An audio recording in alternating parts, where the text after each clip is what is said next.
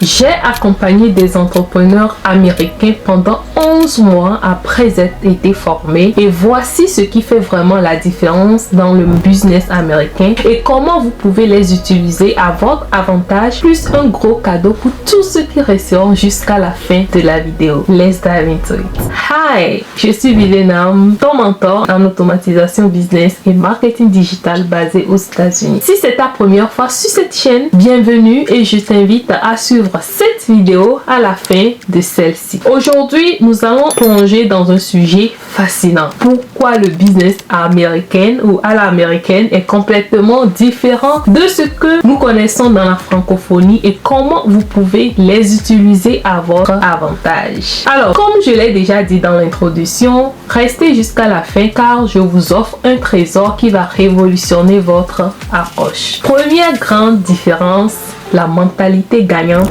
mais également la valeur avant la vente. Aux États-Unis, l'argent est vu comme une mesure du succès et de l'impact, pas comme un sujet tabou. Et on apporte de la valeur avant de demander quoi que ce soit. Je vous donne un exemple concret. L'entrepreneur francophone te dira peut-être « Je fais de mon mieux pour aider mes clients » ou au pire, ce que les jeunes disent maintenant « Je suis expert dans mon domaine ». Maintenant, voici ce que l'entrepreneur américain te dira « J'aide mes clients à doubler leur chiffre d'affaires en 90 jours » ou « Voici comment je peux vous aider spécifiquement. » Vous voyez un peu la différence? C'est direct, mesurable, orienté, résultat. Alors, deuxième différence majeure, la vitesse ou la rapidité dans l'exécution. Ici aux États-Unis, on préfère agir vite et ajuster plutôt que de chercher la perfection. Un exemple typique, lorsqu'on prend le processus francophone, peut-être c'est 3 semaines de réunion avant de démarrer, alors que le processus américain, démarrage en 48 heures, optimisation en continu. Comment je sais ça?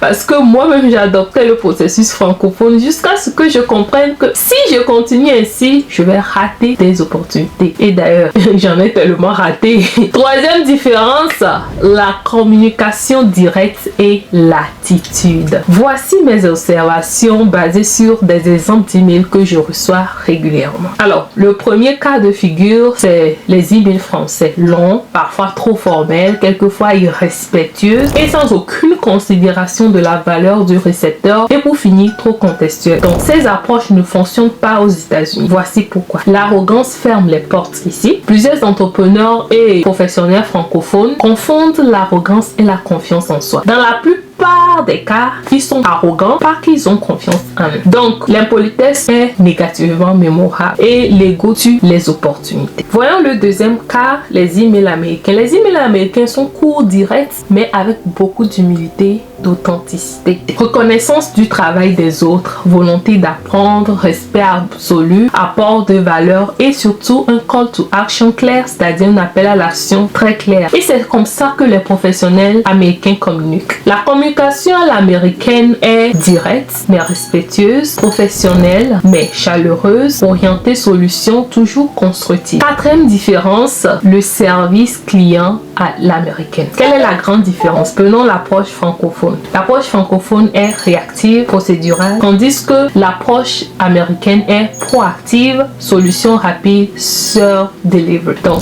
cinquième différence majeure, la construction de relations professionnelles. Aux USA, le respect du temps de chacun est primordial et les Américains ont une approche authentique et humble. Dernière et sixième différence majeure, la réussite et l'approche de l'innovation. Aux USA, la réussite est basée sur votre capacité à écouter, votre humilité à apprendre, votre valeur ajoutée réelle, votre professionnalisme constant. Et de l'autre côté, l'échec est vu comme un apprentissage. Test and learn est la norme, c'est-à-dire que tester et apprendre est la norme. Et on célèbre chaque changement et les adaptations. Maintenant, comment est-ce que vous pouvez utiliser ces différences à votre avantage? 3 actions immédiates que vous pouvez implémenter dès aujourd'hui. Alors, première action, reformuler votre offre en termes de résultats. Deuxième action, accélérer votre processus de décision. Troisième action, simplifier votre communication, qu'elle soit basée sur la valeur que vous apportez. apporter. Et ces différences peuvent sembler intimidantes, mais elles sont en réalité vos plus grandes opportunités. Sachez également que votre plus grand atout sur le marché américain ne sera pas votre expertise technique, mais votre attitude.